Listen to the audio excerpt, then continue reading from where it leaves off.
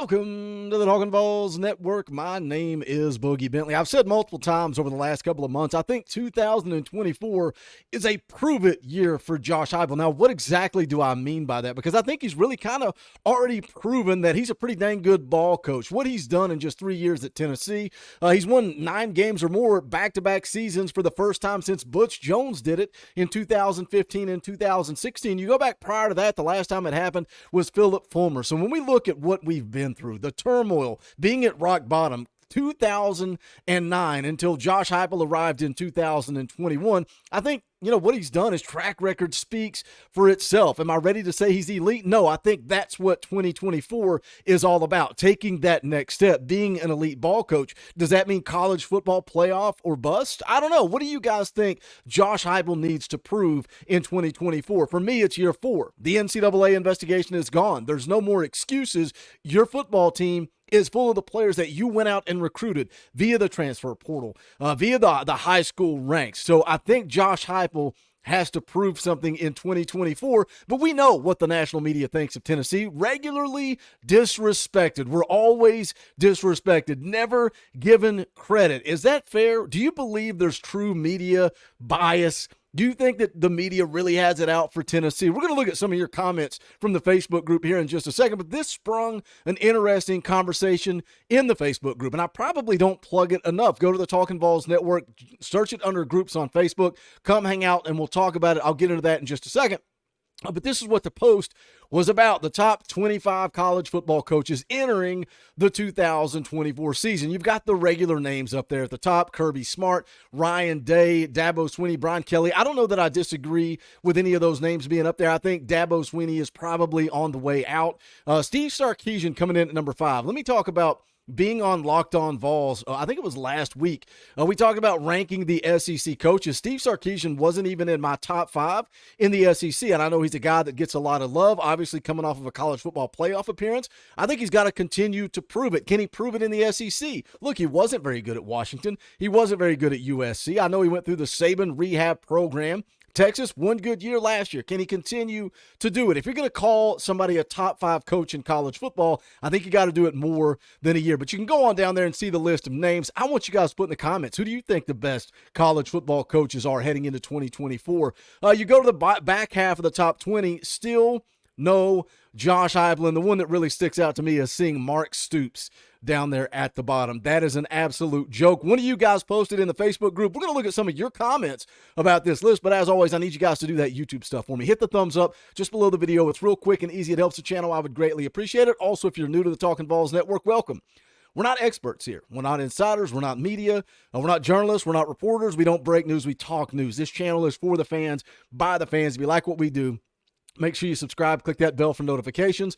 You won't miss out when we go live or when we drop a video. NCAA night is tonight. We're going to do it Thursday night, 6:30 p.m. Eastern time for the rest of May, and then I'll let you guys know where we're going from there. Next week, we got a busy week. Tuesday night, we've got a live commitment, so make sure you're dialed in for that. Wednesday, 7 o'clock, we've got a live film breakdown, and then Thursday night will be NCAA night. So lots of stuff coming your way, but let's go back. Let's jump back into it. Let's talk about this list of the top college football coaches heading into 2024. Shout out to Cody Silvers, who posted this in the Facebook group. Look, this is how you do it. People get mad because I don't want links in my Facebook group. I'm not trying to promote other people. I try to work hard to build the Talkin VAWLS network, the Talkin VAWLS community. This is how you do it. Screen capture it, and then let's have great conversation. So shout out to Cody.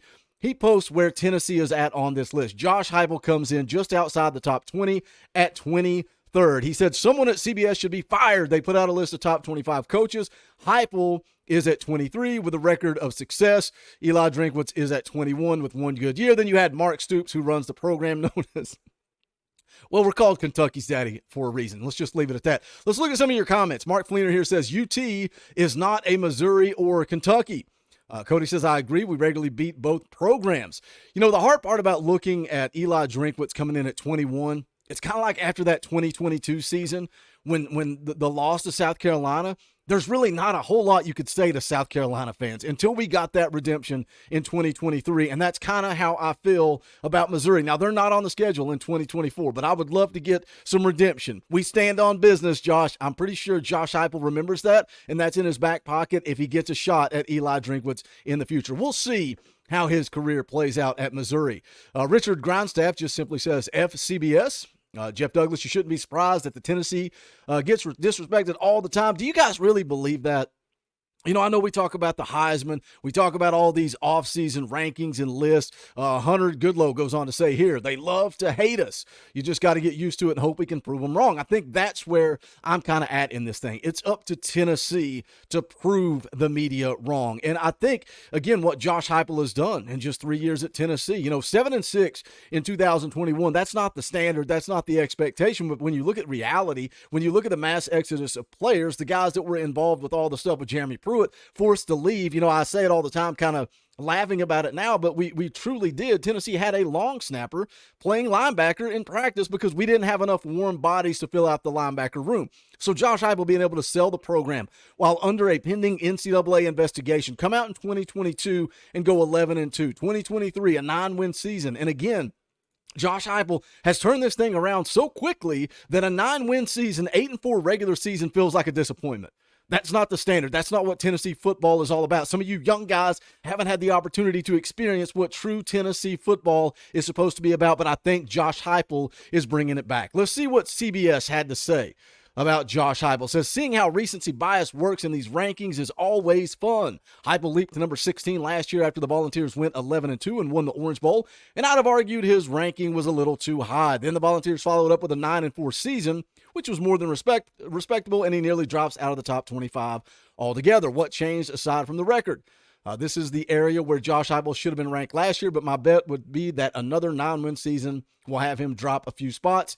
In 2023, ranked 16th, he's down 7 spots. Now, the funny thing to me, so we're saying Josh Heupel won 11 games in 2022. He went 9-4 in 2023. This guy, this clown, is saying if he goes another 9-win season in 2024, he should drop some more spots. But let's go look at some of the other guys. Let's look at a guy like Sonny Dykes. Says here, we all could have seen this one coming. Dykes was the biggest climber last season after leading TCU to the national title, but he dropped 11 spots after going 5-7. 5-7 in 2023 is good for 22nd, but if Josh Heupel has back-to-back 9-win seasons, he needs to drop out of the top 25. We've already talked a little bit about Eli Drinkwitz. I want to pull up the list here and look at some of the guys that are ranked ahead of Josh Heupel. We'll take a look at the actual article itself. And the one that really bothers me more than anybody, really, and again, you see Heupel at 23rd. Sonny Dykes, coming off of a 5-7 season, deserves to be 22nd, according to this guy. 21st, Eli Drinkwitz. Mark Stoops at Kentucky. How do you consider Mark Stoops a top 20 coach, but you leave out Josh Heupel? And when you go look at what Mark Stoops has done and what the guy says here in the article, 2 10-win seasons at Kentucky. Yeah, congratulations. And sometimes I get lost on that. I'm like, man, it feels like Kentucky just has these 10-win seasons. They've had 2. Mark Stoops has been there since 2013. Do you know how many times he's won 8 games or more? 3. 2018 was a 10-win season. 2021 was a 10-win season. 2019, they went 8-5 with a bowl victory. Outside of that, it's a whole bunch of 5-7, 7-6. Last 2 seasons, 2022, 2023, 7-6. And again, we're going to drop Josh Heupel out of the top 25 for back-to-back 9-win seasons. However, Mark Stoops, back-to-back 7-win seasons, belongs inside the top 20. It's an absolute joke. So maybe you guys are onto something. Maybe there is a little bit of that media bias. Maybe there is a little bit of hate towards Tennessee. As we scroll on down the list, Jeff Brom at Louisville. You got Iowa, Wisconsin, NC State. That game is circled on my calendar. They already put it out September 7th. It's going to be a night game, going to be an electric atmosphere. That one's circled on the calendar for me. And I've seen so much hype, and it started right here on this channel with Coach J. Coach J was worried about the NC State game. Give me Vols by 50. Everywhere I look, they're talking about all the guys that Dave Doran has added in the transfer portal. That game is circled on my calendar. That is a statement game for Nico Iamaleava. That is a statement game for Josh Heupel. I cannot wait for that game coming up. I'm excited about the Oklahoma game, but now that NC State game's got a little bit more firepower for me when you look at the schedule. But you roll on down, Mike Gundy at Oklahoma State. Lane Kiffin, I talked about him too when I was on with Kaner doing Locked On Vols. I think Lane Kiffin is a good coach. Actually ranking my SEC coaches, I put him 4th, just ahead of Josh Heupel. I had Josh Heupel 5th, Lane Kiffin 4th. And I get it, man. A lot of Tennessee fans hate Lane Kiffin, and he struggled at USC, but he was young.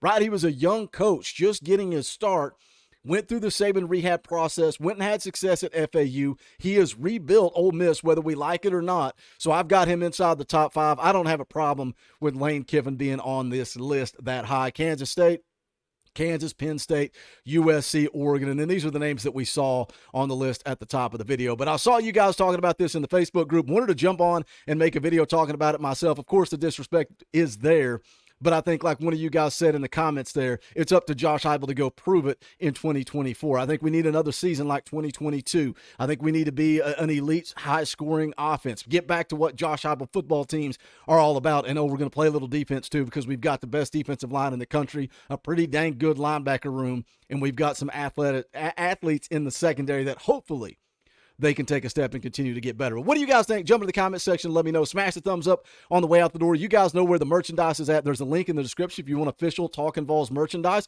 Also, we need your support, man. Think about hitting the join button right beside subscribe. You can become a member of this channel. You get a power tee beside your name in the chat, access to fan call-in shows, all kinds of fun perks and benefits. But if not, hit the thumbs up. That's quick, free, and easy. Jump into the comment section and let's talk about it, because this is the Talkin VAWLS Network. My name's Boogie Bentley. Go Big Orange.